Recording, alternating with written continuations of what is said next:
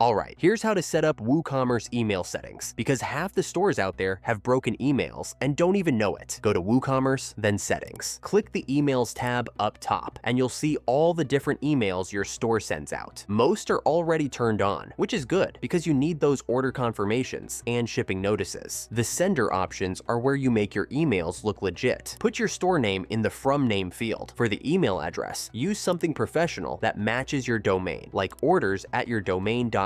This helps your emails actually reach people, instead of ending up in spam. Now here's where you can make things look decent. Click into the email template section to mess with how your emails look. Throw your logo in there if you want. The footer shows up on every email and has these placeholder things for your store address. They pull from your general settings automatically, but if you haven't filled that stuff out yet, just type in your info manually. You can change colors to match your brand or whatever, but honestly, the defaults are fine. Hit save changes when you're done messing around. Check the mobile preview, because everyone reads email on their phone these days. When it looks good on both desktop and mobile, send yourself a test email to make sure everything's working. If the test email doesn't show up, you might need to set up SMTP through a plugin or bug your hosting company about it.